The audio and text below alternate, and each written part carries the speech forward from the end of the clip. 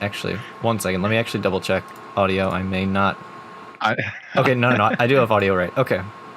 And we're gonna keep that in because that's how we do it.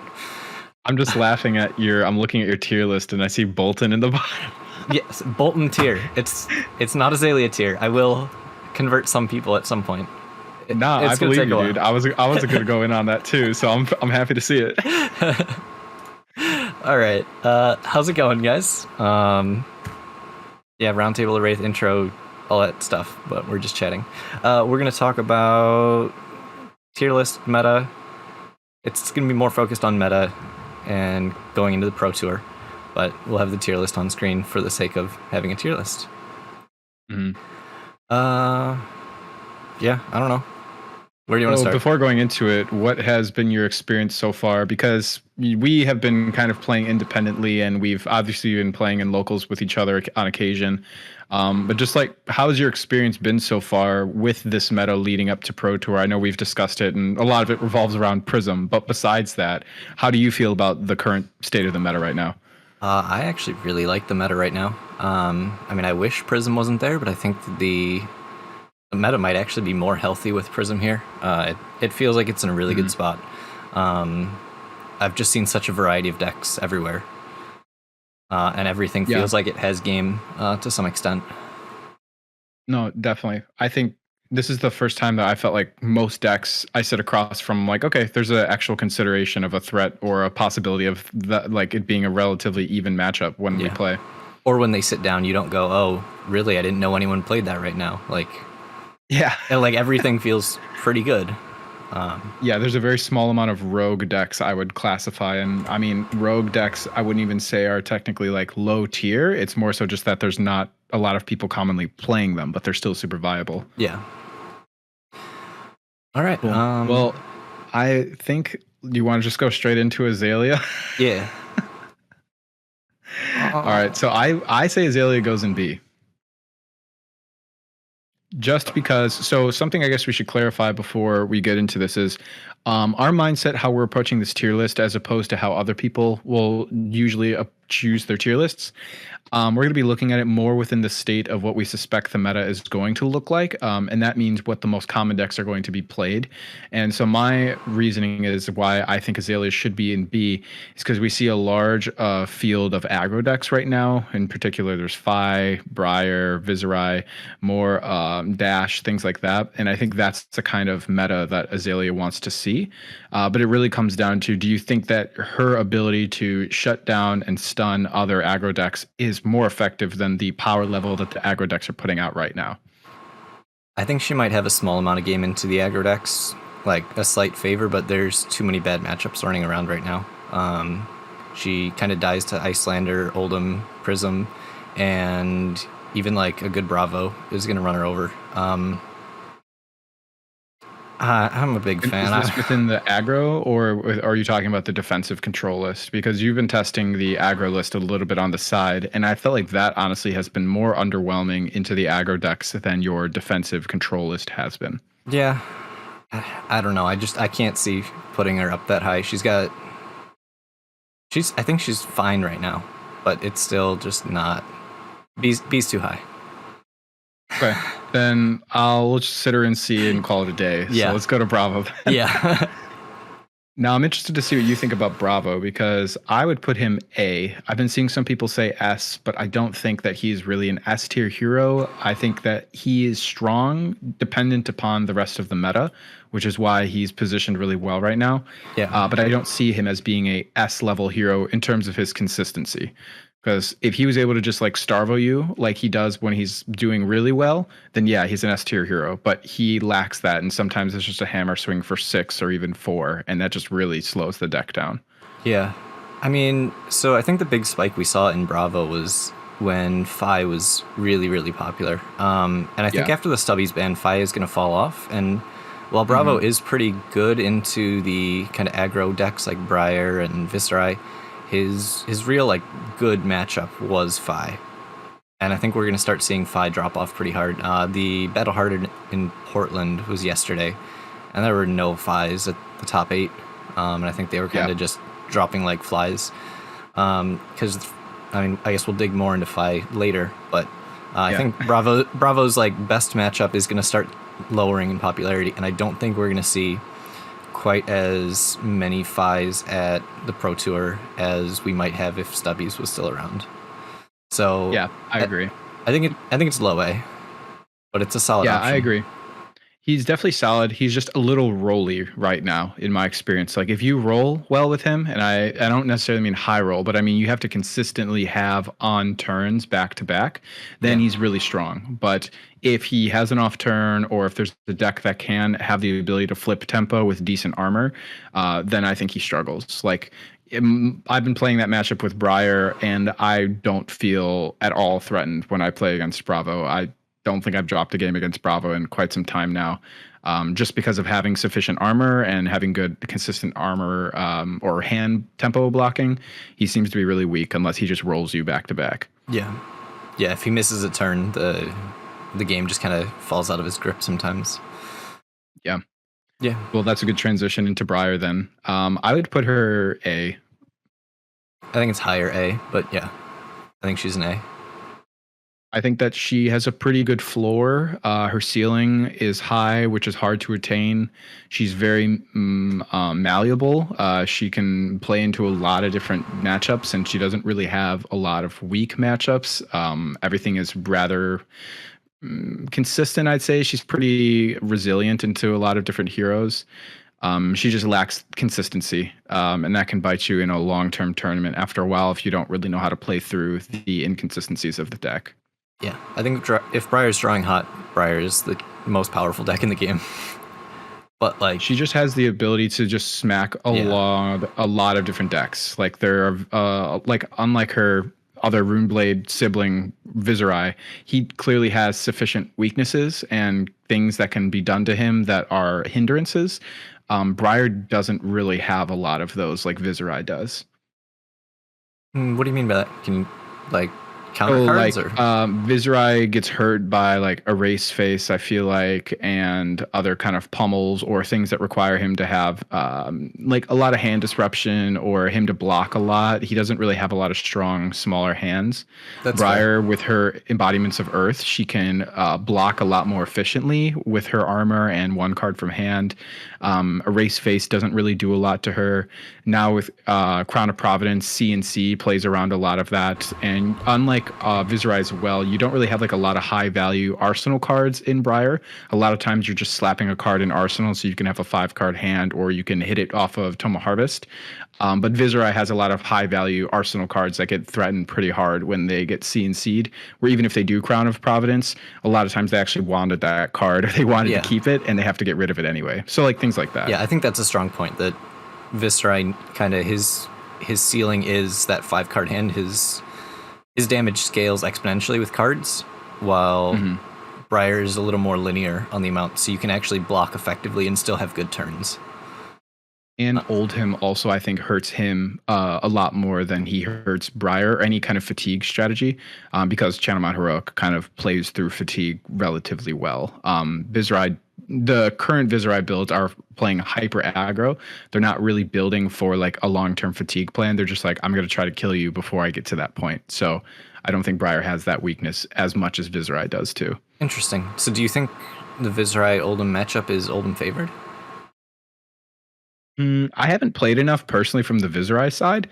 I've been told it's Oldhim favored, but I don't think that it's as favored now as people believed it was. I think Bizride is just brutal, and he just has so much damage so fast that unless the Oldhim can get some pretty good ice reacts or channel like Frigid or any kind of consistent control, I don't think a pure fatigue strategy from Oldhim can beat Bizride. Do you agree with that?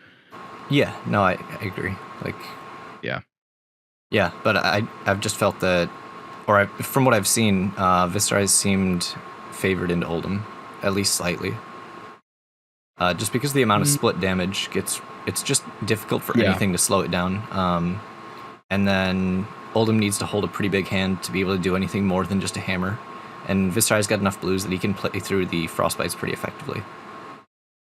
Yeah, and if you're running like the Bizride build with the cost reduction cards too, that plays through ice really well too. So yeah, Bizride, we'll get to Bizride. Yeah, he's an interesting character.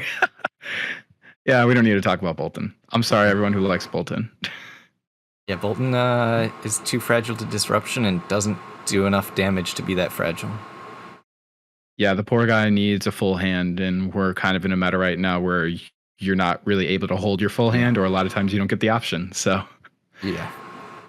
I mean, the Saber combo is cute, and it does work. I mean, it is effective, but I don't think it's a consistent plan to win an entire long-term tournament. Yeah, especially when a lot of these decks, because of the existence of Prism, have to have a more mid-range game plan, at least in the sideboard. So even like your Oldhams and Bravos, like, they can pressure you when you're trying to set up your Saber combo because they have to be able to pressure you.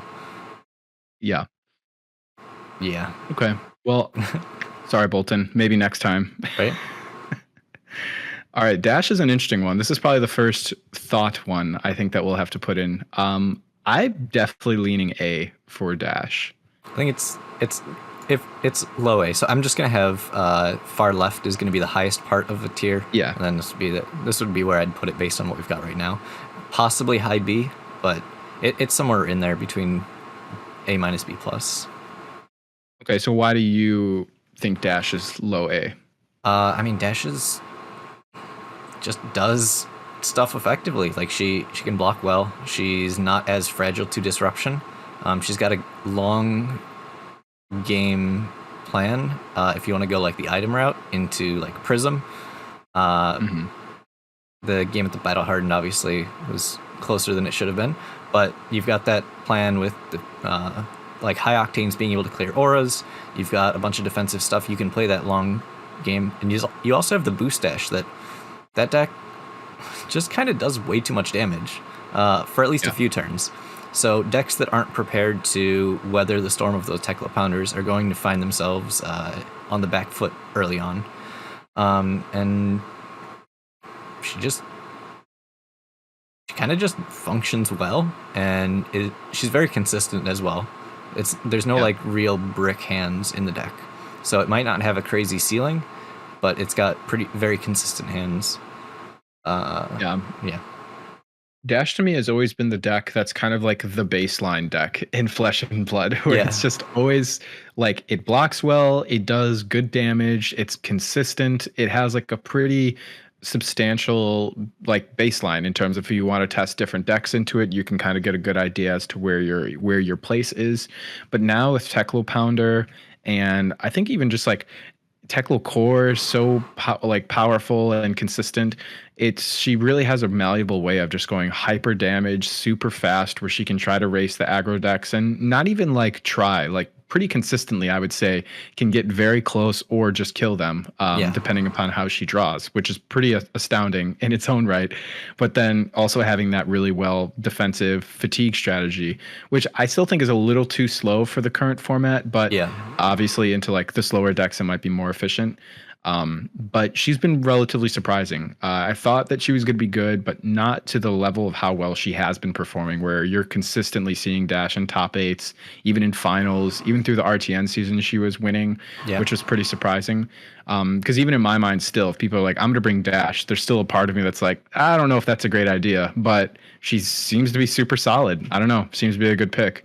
Yeah, for sure. And yes, wrapping back, this is rough. We're trying to talk the context of the Pro Tour. I guess we haven't really dug into that. Do you think we're going to see many dashes show up? Well, what I think, let's talk about the Pro Tour after we've set up. Okay. So keep in the back of your mind that like how we're building this tier list right now is with the Pro Tour in mind, but it's also generally to what we've been experiencing. But I also want to talk about kind of like the metaverse tier list as well for Pro Tour to kind of see what happens with that. Sure. But so let's go with Dory next. I hate Dory. This is my least favorite deck in the game. I absolutely despise Dory. With that said, I think that she's definitely solid B, only because Prism still exists. If Prism didn't exist, I would put her in A tier for sure. I think it's a combination of both Prism and Bravo. And I guess Oldham. That is true. And Icelander. Yeah.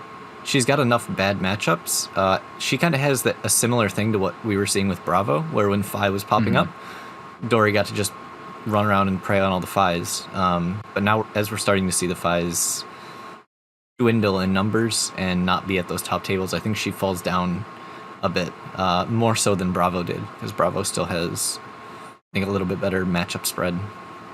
It's still a solid deck, and it can just take games off people, but it's just going to struggle a little bit too much into those defensive game plans.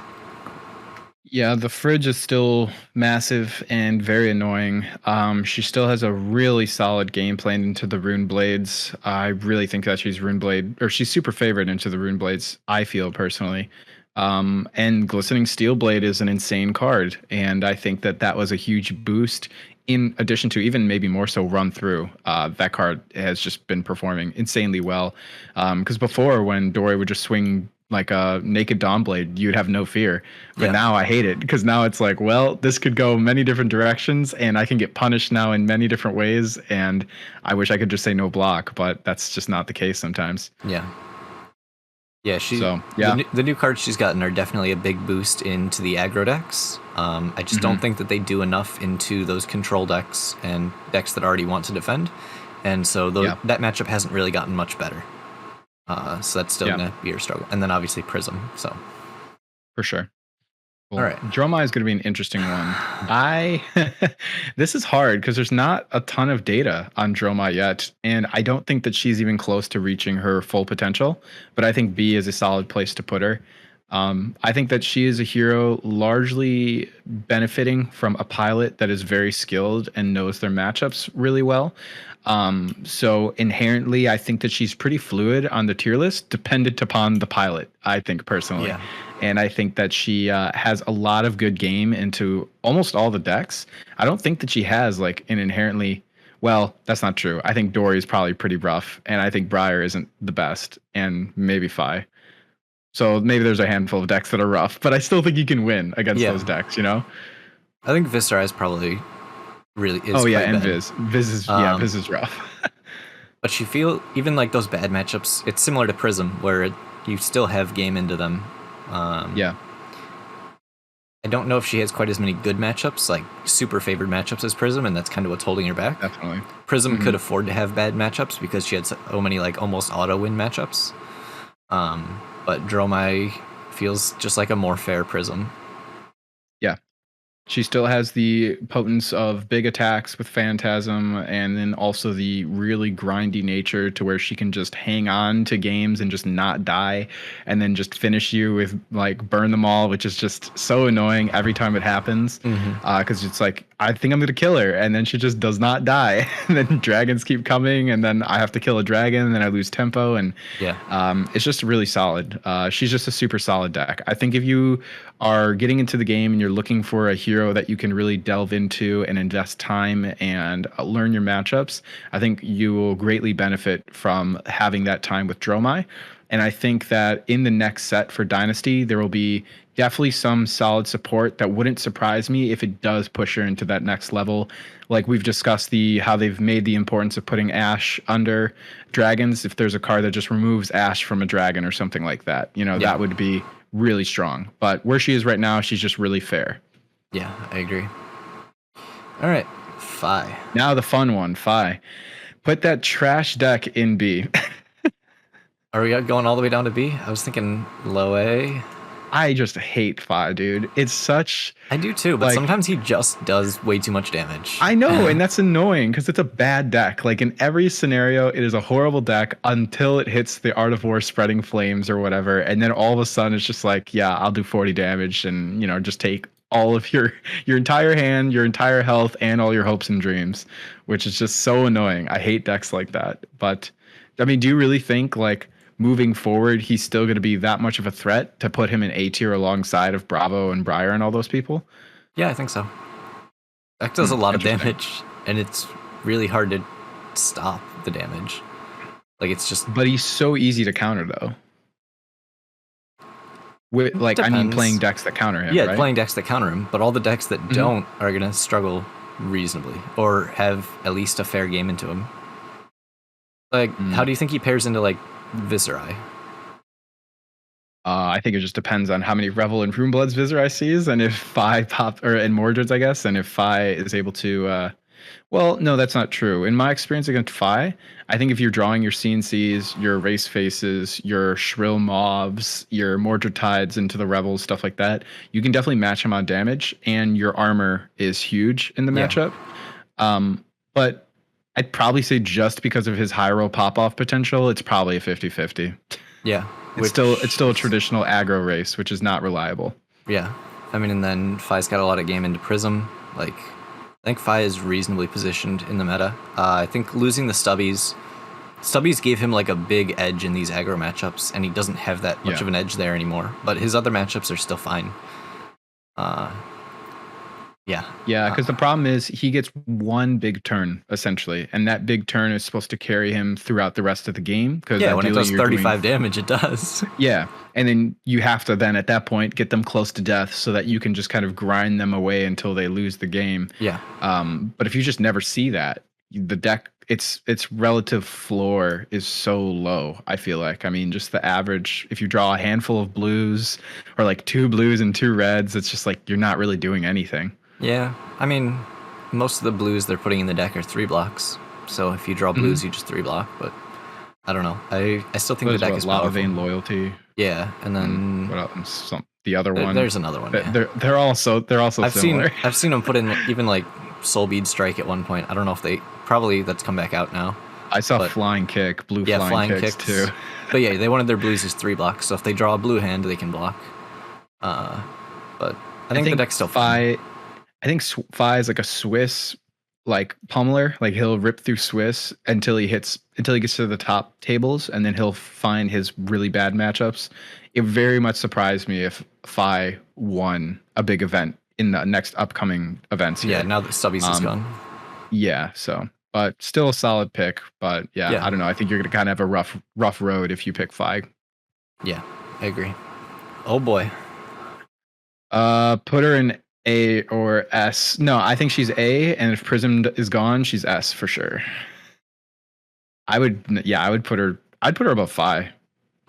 I'll take it. Yeah, like this is a fair warning to everybody who still doesn't think Icelander is a good deck and is going to Pro Tour not prepared to play against Icelander. I highly advise you to get some good reps. Really understand how to play the matchup, because you're going to need it, because I guarantee there are going to be some very high level players who have been quietly working away on their Icelander gameplay who are just going to ruin people's lives. And if Prism doesn't exist, it's going to be even worse.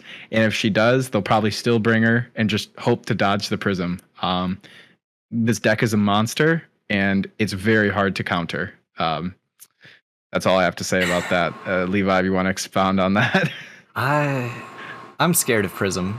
But the problem is I'm looking at it and going, we put Bravo in high A, and he's got slightly more game into Prism, but not that much more. Yeah. Like, if we can put Bravo I literally think Prism is the only threat Icelander has, like serious threat. I don't think there's any other matchup that you should be super concerned about. Maybe Viz, maybe Ryan R, maybe Lexi, maybe Briar. But even those, I still say you're not like disadvantaged into the matchup. Yeah, Dromai's a little bit rough, but most of the rough matchups I don't think are in the top choices, aside from Prism. Yeah. I think Why do you think that people don't value Icelander's ability up into this point as much as we have in our testing? She's hard to play, and there's a lot of... It's weird, because as like a percentage, she's performing not that great. I mean, actually, just in pure numbers, she's just not performing well. And I think we've got people who are picking up the deck because it looks interesting, and they play it for a bit, and you're going to struggle for quite a while playing the deck early on if you don't understand all your priority windows and all that good stuff. So there's probably people who are just picking it up going, this isn't working. And then when you sit down and play against an Icelander, you don't know if they've been playing it for 200 games and know it inside and out, or if, hey, they picked it up last week, they've played 15 games and they're struggling. And you sit down and you go, wow, that was easy. Icelander's bad. Yeah, I think that's going to be part of it, is people are either inexperienced or not playing it to its limit, because I think that there's way too many choices in Icelander and decision points that it's very, very difficult to maximize, which is why going into like the Pro Tour, these are going to be the best players in the world. The people who have put their time into this are going to see good results, as long as they don't fight or play against prisms, because I don't care how much you practice the deck, you're going to lose to prism. Yeah, but this is not like an uncommon trend, though. Like we saw this with New Zealand Nats last year with Nick winning with Prism, where he just literally dodged all the Briars and hit all the Guardians, and so he was able to counter the counter essentially. Same with Yuki at Nats last year for Canadian Nationals, where she got those high tables and then just started running through all the Briars, and so I totally think that there is a world where. If people are still prepared for Prism, which obviously you have to be if the deck exists, where there can be an Icelander that just hits the matchup roulette and can just run through everybody. Yeah. I don't know. I think there's going to be enough prisms near the top tables that it's going to be really hard if you're doing well to actually dodge them. And then if you see a bracket in top 8 that says you have to play against a prism, you're like, well, that was pointless. I don't know. Yeah, but you made it to top 8. Sure. We'll talk to that. We'll talk about that in the metaverse, because at this point, even if Prism gets the LL points, she will still be playable at Pro Tour, right? Yes. Yeah. Because that'll be before the ban list. So, yeah. So Icelander on its own, A tier. If Prism didn't exist, S tier. But she is held down by the man right now, I feel like. Yes, Prism is a man. You heard it here first. The rhetorical man, not the real man. All right, Kano. See. I think I agree. Yeah, Kano is, especially with people, if they are teching for Icelander, all that tech rolls into Kano tech, and I think that he just is going to have a hard time. Again, he kind of has to hit the bracket roulette, right? Like if he plays into Prisms and Icelander and all these other decks that just are really rough for him, I think he's going to struggle. But literally just having Oasis Respite now in sideboards commonly, I think that just really ruins him, because Aether Wildfire just does not have the same impact anymore. Yeah, like anyone being able to sit on like an Oasis Respite in Arsenal and a Tunic, you can extend your entire hand and Kano can't kill you. Yeah. Like just complete shutdown. Yeah, the Icelander tech is going to make it really difficult for Kano. But again, there's definitely a world where people don't respect Kano at all, like they did at the last Pro Tour. And he's able to make his way through. There's no world where people aren't packing Arcane Barrier for this event. I literally think just having Oasis Respite being a real card now, that alone just really hurts Kano. Which a lot of decks are bringing for other things, like your Dories, your Bravos, Icelanders. Oh, yeah. Even the Rune Blades, people are putting them in so they can stop Thorn and stuff like that. Yeah. Yeah, the sideboard options right now are just too difficult for Kano to play through, I think. Yeah. Katsu. Yeah, I'd say low B. Unfortunately, I was pretty excited about Katsu for this format, but I quickly found out that still his lack of armor just really hurts. The deck itself is very powerful. It's very consistent. It's very fast, and it could really apply a lot of pressure to the other aggro decks. But all the other aggro decks just have great armor, and you are just lacking that. And not being able to just tank a big turn with all your armor and keep your hand, I think just really hurts him right now. I had said prior to Uprising coming out that if Ninja had gotten a generic like Ninja chest piece that all it said was block 2 battle worn, then he would be good. Yeah. And we got that, but it was for Fi, and he can't use it. And, and I think that's honestly the biggest. I think Katsu as a deck is much more powerful than Fi, but literally Fi having the armor and the ability to extend past like a big turn just really benefits him. I think Katsu struggles a lot because of that. I would say Katsu's not like raw power better than Fi. It's the flexibility. He's actually got 3 blocks. He plays off small hands. And he forces every opponent into a mid-range game, essentially. Yeah. And he plays a lot less face-up than Fi. Yeah. Yeah, Fi is just explosive power. Katsu is tactical mid-range, basically slowing your opponent down while you're trying to accelerate your own game plan and making them play into lose-lose situations. Yeah. So Yeah, rough. Oh, actually, I think Kano's supposed to be above. Actually, Yeah. actually, I'll show my bias. All right. Yeah. Levi. This is one that I have not thought a lot about. I mean, yeah, I guess C tier. If she pops off, she wins a lot of games. Like if you're playing the Claw Art of War list, I mean, it still does a lot of damage. Just the factor, kind of like Katsu, where once you hit that late game, if you're playing the Blood Debt list, as soon as you have to block or getting put into some situation where you're just going to kill yourself, you're just like in a really rough situation, as opposed to the other decks that don't have that kind of issue. So you've got a couple of different ways of playing the deck, but speaking from like the Blood Debt list, it's almost like Fi in fragility. Yeah. As it gets later, you can just implode to disruption later. The thing is, she also has Husk, which is really good for a deck that's fragile. Yeah. And her, like, she can just throw 20, 25 damage turns off of Blood Rush pretty reasonably. The problem is sometimes you get put in a position where you need to roll scabs, and bad rolls can just end the game for you. So you got a little more variance than you would realistically like. So something like Fi is going to be more consistent, but her just raw power is really, really high. It's just susceptible to disruption. And unfortunately, that disruption sometimes can just kill you. Also disruption can literally just be your own shoes. Yeah. So yeah, straight up. You just roll and you roll a 1 and you're like, well, good game. Right? Yeah.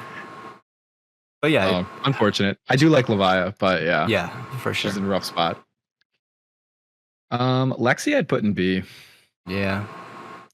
Man, that low, huh? I'm with you though. I think people were really high on Lexi coming into this meta, and I have not seen the numbers do anything. or actual like data that shows that she's doing well in the meta. I mean, we've talked about it so many times. You've played the deck so much. It's just like when the deck wins, it just wins, and then when it doesn't, you just straight lose. Like deck loses to itself inconsistent. Too much right now. Yeah. And when you can lose to your opponent and you can lose to yourself, that's a lot of ways to lose. Yeah. If it runs hot, it can do well, but when you go to something like a Pro Tour where there's 10 rounds of constructed, right?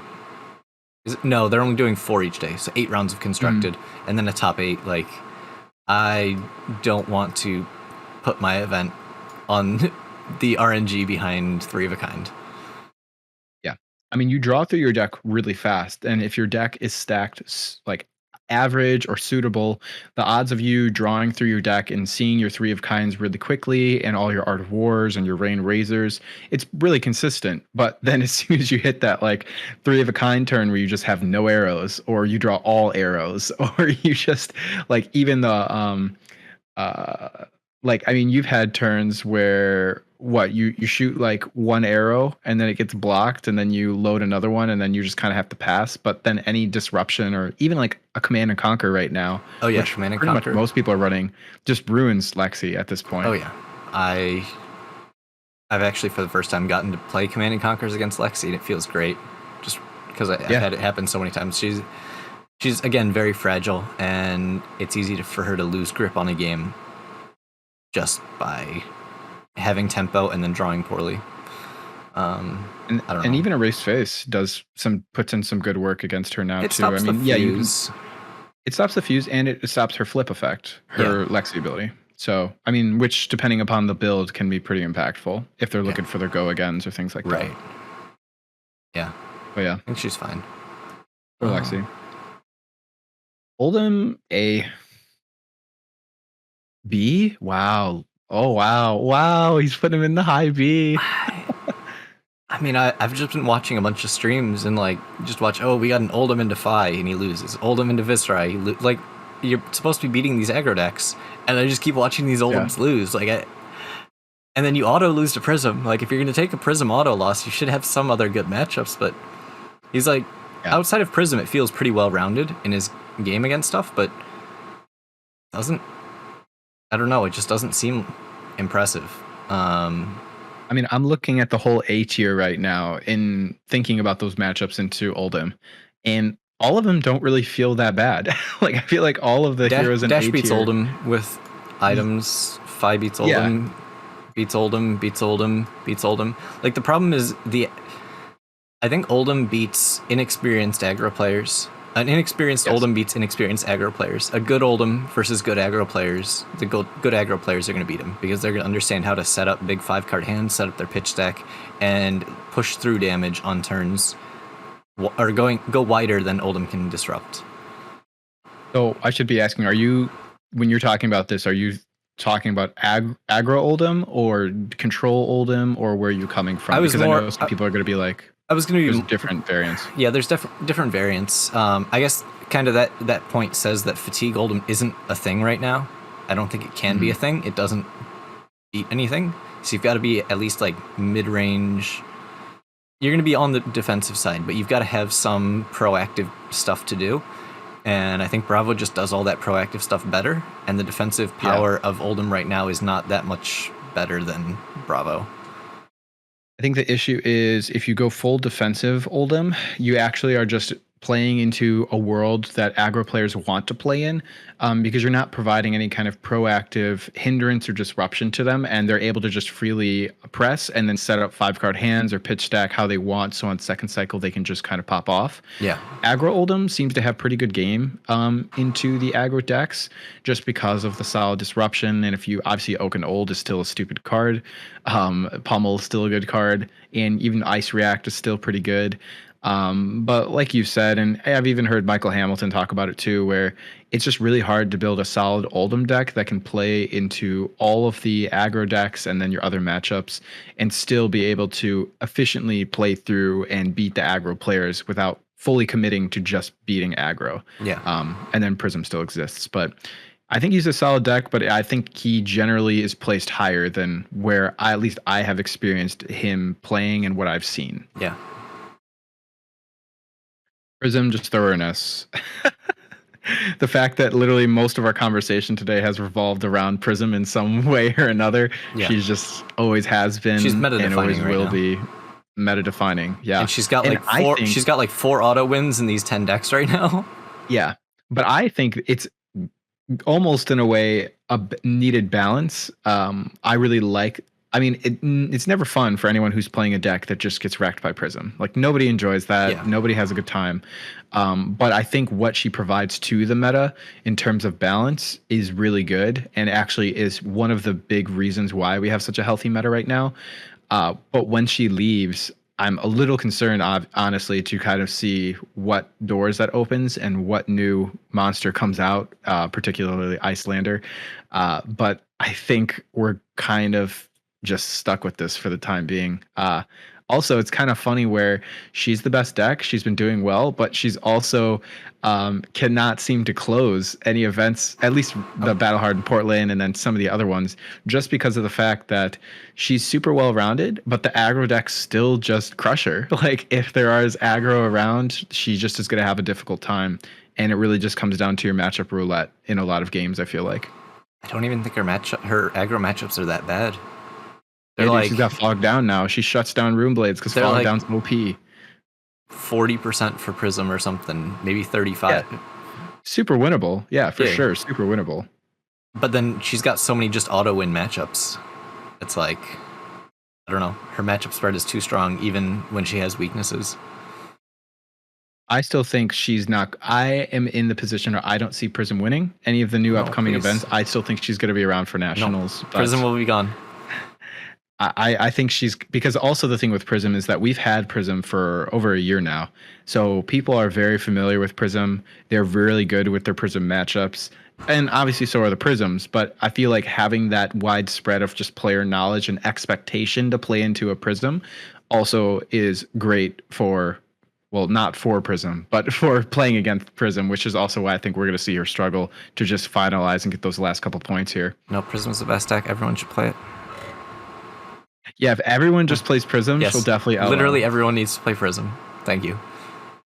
That's Levi's hopes and dreams. Everyone just play Prism, wins, so he can play Icelander.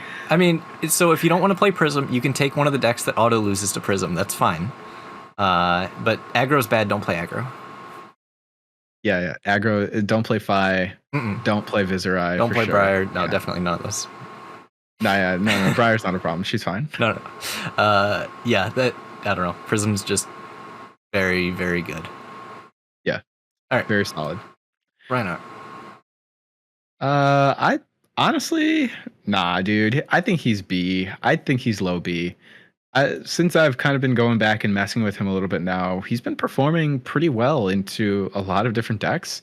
Especially being in a meta where, I don't know, like you're playing with a couple more control lists or against the Bravos and the Oldhams and the Icelanders or whatever, the people that are trying to counter the aggro decks.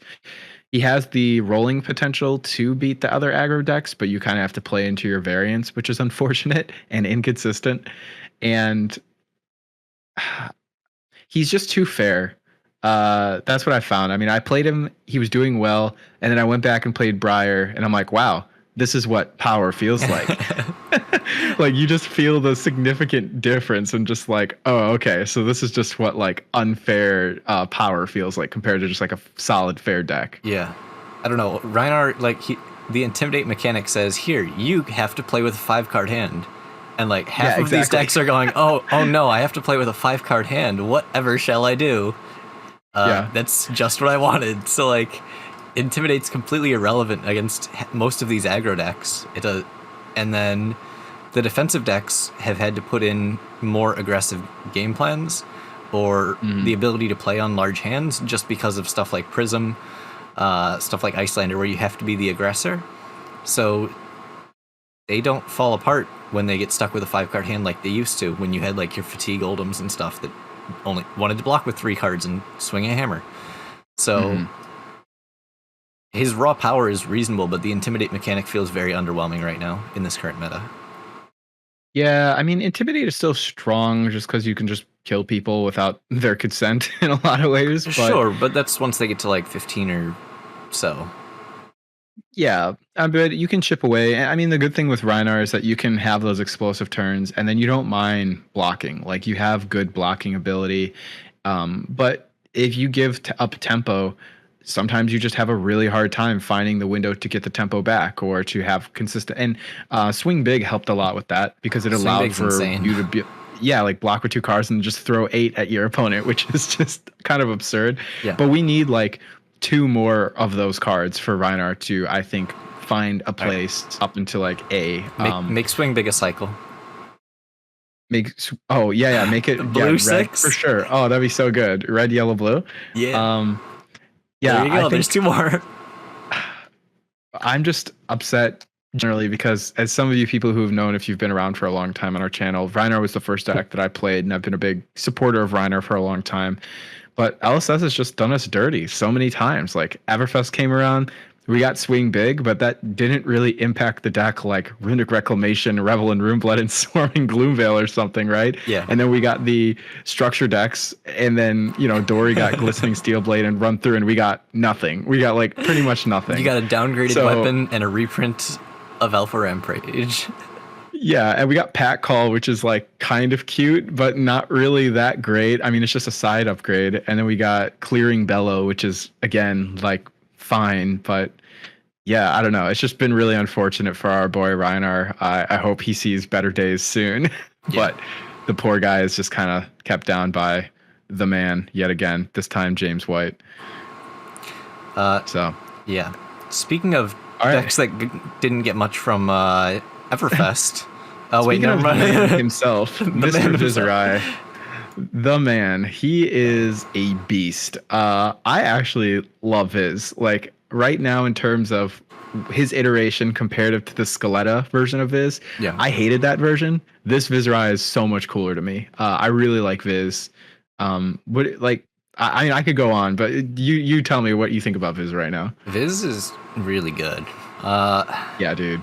He's so I don't know, good. like, it's just wild watching some of those turns, how they can just play out. I flipped a channel like Frigid on a Bizride, and then he still came in for 25 damage. I was like, when was that? Oh, that was last night, right? No, that was against, you did something similar. I don't think it was quite 25, but against Andrew. Oh, yeah. He did 25 through a channel like Frigid and a Frostbite. And I was like, yeah. What do I do? Like, the insane hands from Viscerai are just ridiculous. And then Yeah. he's got, And then the obviously, ones that aren't. he's got the really bad hands, but like Yeah. even like his suboptimal hands are still good. Or like it does stuff. And he, unlike something like Fi where he actually has 3 blocks, he's got really good armor. And yeah, some of his cards are just ridiculous. Like Mordred Tide on a big Mordred Tide turn is what, like 7-8 damage for 0? Like when it's making that maneuver chance, like it. I'm just thinking of Revel, dude. I don't know. Yeah. Revel is literally, Revel alone is just an absurd card. Yeah, Revel being a 0 for 5. Like it's a 0 card, and in order to block that 5, it's not like you can dereact or something. Like it's got to be 5 resources. So it's basically one card takes 2 of their cards. Yep. Whenever you cast it. Yeah, and then with the inclusion of Thorn, I mean, Thorn is just so powerful in Viscerai, and then Crown of Providence has been extremely powerful. Creepers is just an insanely powerful equipment as well. Like he's so flexible and has so many different options, and from just even his 4-card hands are just absurd sometimes. Like so explosive. I'm just really impressed. I mean, going into this, I thought Viz was going to be really strong. I didn't suspect he would be this level of strong, but I really like the deck. I mean, if anyone watched Battle Hardened Portland yesterday, Dexter, who ended up winning the event, sorry for spoilers, but that man, if you watch those games, this dude was just popping off. Like some of the most craziest Viz turns, such a good player, so smooth, so consistent throughout the course of the event. But it was just cool watching him play. I really like Viz. I think he's super resilient, and he has a really good game plan into just about every deck. Yeah. Does he have any like bad matchups right now? I would say Fi is not a fun matchup. I'd say Briar is not a fun matchup. Like not bad, but just like can have issues, can become relatively like 50-50. Bravo can kind of stomp him sometimes if he starts rolling. Maybe Oldhim, but not as much. I feel like Dory definitely poses some issues. Katsu can pose some issues, but you got a lot of armor, so you're not too worried. Obviously, Kano is pretty annoying. Icelander can be slightly difficult. The problem with Viz is that he has those super pop-off hands, and then he also has just god-awful hands sometimes where you just look at your hand and can't do anything. Yeah. Sometimes those god-awful hands have a tome, and then they can turn into good hands. Yeah, not a lot of people. I mean, shout out to John Ho. That man is the educated master of Viz. This dude is always reading and always hitting those tomes and made me a believer, and now I have the tomes in my list, and I have to say I am a fan. When they hit, they really hit. Yeah. You know what's better than a 5-card hand? A 6-card hand. With 2 resources. Yeah. Yeah, nah, I'm a big fan of Viz. He just also, I do like the fact though that Erase Face hurts him quite a bit. Like not shuts him down, but it does kind of shut him down if it hits. It can significantly stave off a lot of damage. Yeah. And also turning off Mob Skies is huge. Command and Conquer still has a lot of impact into Viscerai, I feel like. Frostbite's not really as much. Honestly, Frostbites don't really seem to hurt Viscerai as nearly as much, I feel like. Yeah. It definitely impacts. It's just not as much as the other aggro decks. Yeah, I think the problem with Viz is that he is and always will be a difficult deck to play. And it will require an experienced pilot and someone who really knows what they're doing. But we are talking about the Pro Tour, and I suspect that there will be some very high-level players playing Viz at the highest level possible. So I'm not concerned about that. Yeah, honestly, just looking at this tier list, I really like it. It looks really solid. I love seeing all those heroes just clumped up in the A and B. Like, that's what you want to see, you know? Yeah, I think that about lines up because I think I was talking about it where I think we had said it was like 10 to 13 heroes as like viable right now. Like anything in these top 3 tiers are like, it would make sense if you said that you wanted to bring that. Like there would be nothing weird about that. Yeah. Screw Bolton. So going... Bolton, I'm so sorry, Bolton. Bolton, you will have your day one day when they give you your more light support where it doesn't require you to play with 3-card hands all the time. Yeah. But he can play Library. I've been saying that. Just get Bolton Library. Like, yeah, because he wants to pitch 2 cards every turn, right? Well, you'd have to completely redesign the deck most likely, but right, it's okay. Someone get on it. Library Bolton. Yeah, I'm not about to put in that time, but I'm sure somebody out there will. They'll try it. yeah. Yeah. I mean, so looking into Pro Tour coming up here, I suspect we'll probably see this spread or something very close to this. So what do you think is going to be, just out of what decks are going to be the most represented? Obviously Viz, obviously Prism, but I think next to that, I think we'll see a solid amount of Briars. You still think there'll be a solid amount of Bravos? I think so. There's a lot of good players who love playing Bravo, and they're told that it's good right now. I don't think there's going to be too many of those people who are on Bravo right now that go, all of a sudden, this is a bad or a worse meta call than I thought it would be a month ago. I'm just going to pivot to something else. A lot of them are just going to go, no, I want to play Bravo. Because it's still good. It's just not quite as good as we had thought. I don't think there's going to be a drop off in Fi. Yeah, definitely a drop off in Fi. I don't think there's going to be that many Icelanders. No, I agree. I think there'll only be a few crazy people that would bring Icelander. And I think the people who are bringing Icelander are going to do well with it. Until they play into Prism. Prism doesn't exist. Prism can't hurt me. Yeah. I wouldn't be surprised to see a handful of dashes. I mean, I've talked to a couple people who are going to Pro Tour who have been tossing around the idea of dash, so I wouldn't be surprised if we see some good dash performance. Yeah. But I think same with Dromai. Yeah, I think Dromai is going to be more of a, because they want to play Dromai. I think most of the meta is going to be kind of these 5. Yeah. And then you're going to see a few of these Icelander, Dash, Oldham, Dromai, Dory. I don't think there's going to be many Lexis. And I think, like, I guess maybe if we look at Kanos. people who, like, these are going to be, no one's playing Azalea at the Pro Tour. I don't think anyone's going to play Levi at Pro Tour. I could see some people bringing this. Very few people. If there might be like one of each of these. Might be a handful. I think Rhinar. There'll definitely be a few Rhinars, I think. I think by like popularity, it'll be something like this. Yeah. But we're going to see a ton of Prism and a ton of Bizride. For sure. I suspect that there'll be a good amount of Briars too, but I don't suspect Briar to have a good performance. Mainly because you don't want to LL. No, just because I don't. I mean, that is true, but I also think that the Bizride players, how do I put it? The people that could play Briar at a high level, I think will opt to rather play Bizride than play Briar.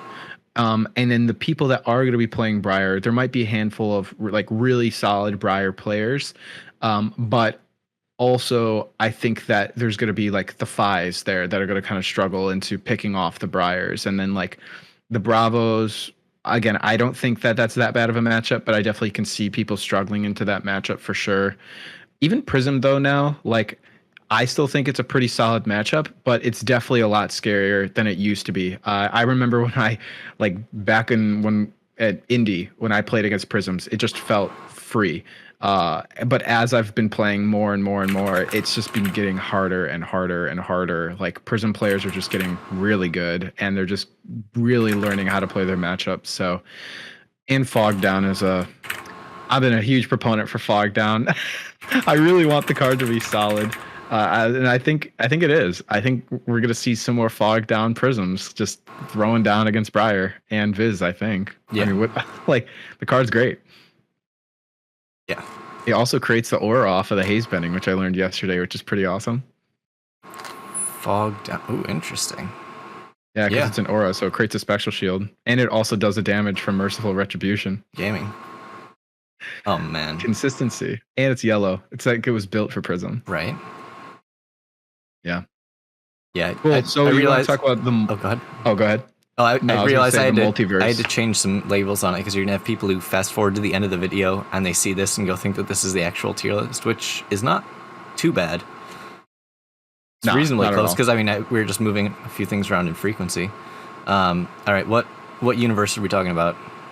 Yeah, so the multiverse of Pro Tour. So if we see a large amount of prisms, then do we suspect that Phi will have a better showing as the event goes on? And what do you think we would need in order for Phi to be repressed in some regard, where he's not going to have as solid of a showing as he had at calling? Was it calling Utrecht that he just like popped off at? Yes. Well, that was Stubbies. Stubbies was around at that point. Yeah, Stubbies was around. That event also had a lot of limited in it. Which, I mean, I guess this does it. It's actually the same amount. Yeah, this one does too. Yeah. Yeah. All right. That is another thing to consider, I guess, that we haven't put in as much detail in, but this tier list is really subjective, considering that a large portion of the records is going to be coming from the limited portion as well. So really any deck can have a positive record or a chance, even just because of the just because of the boost from potentially like doing really well in limited. Yeah, like you can 6-0 limited and then go you probably need to go 6-2 or 5-3 in constructed. Mm-hmm. So, which is quite a bit of, that's like a pretty large margin for error if you just are talking about constructed. So. Yeah. I know some people have made comments on like, oh, I don't know, people who play X hero are bad at limited. Like, I don't think there's really much of that.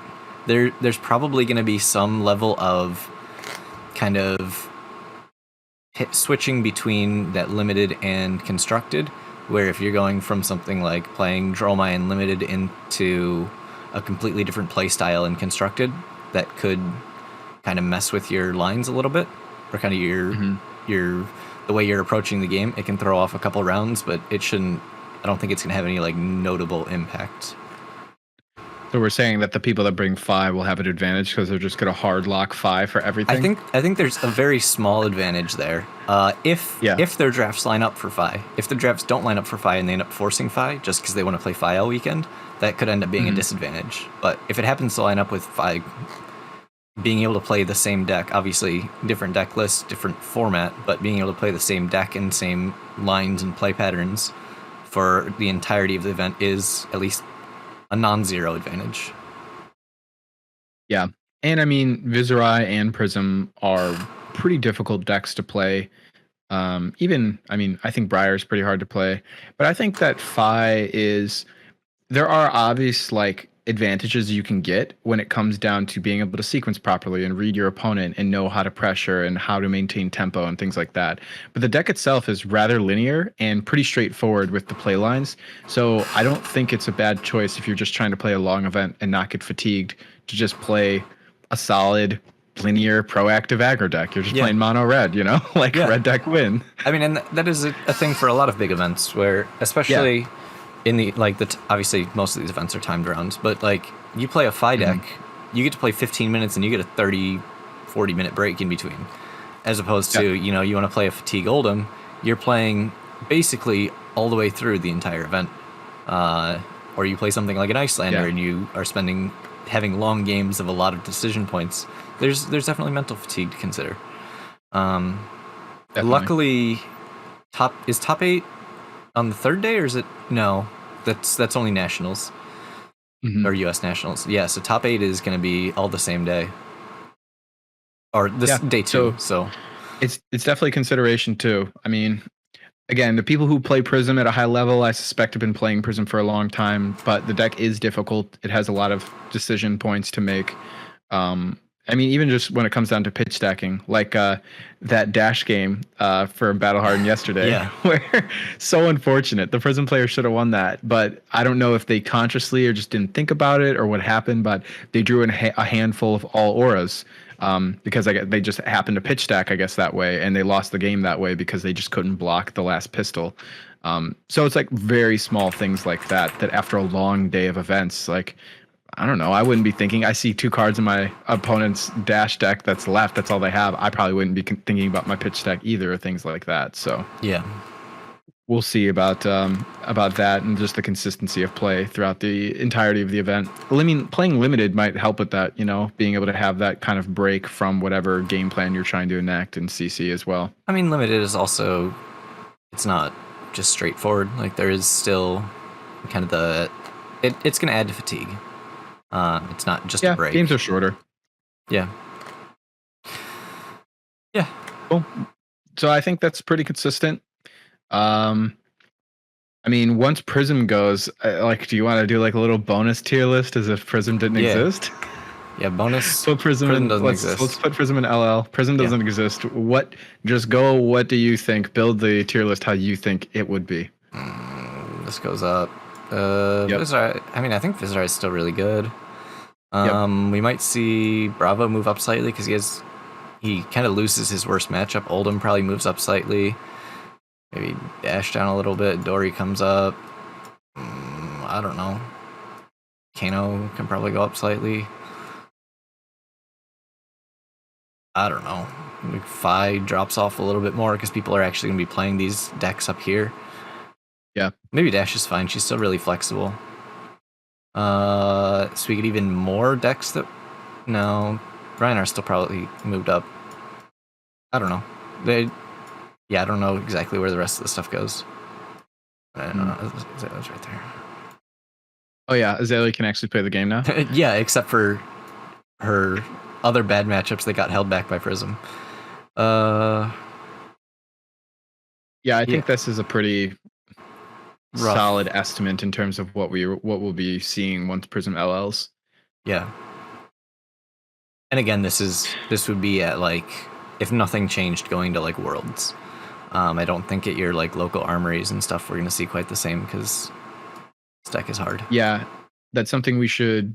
I mean, if we haven't already made it clear, like this tier list is designed with the expectation that it's with the highest level of play at like Pro Tour, National, World Champions. This is not an accurate tier list for like your locals or if you're showing up to Armory or something like that, because that's very subjective to whatever decks are within your area and the level of players and things like that.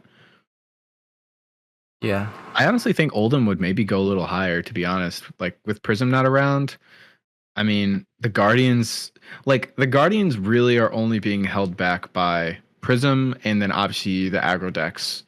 And just losing Prism, I feel like it's just such a big buff for them. Yeah. I mean, the problem is I think that the Icelander matchup into a lot of these decks that are being held back by Prism is just as bad. Yeah, she just replaces Prism's. Yeah, she literally just feels like she replaces where Prism left off. But I'd much rather play against Prism than Icelander. Nah, Icelander's bad because Icelander just OTKs the control decks and then still hurts the aggro decks. At least Prism got hurt by the aggro decks. Yeah, although I mean aggro decks can still run over Icelander. Quite like it's far from bad for them.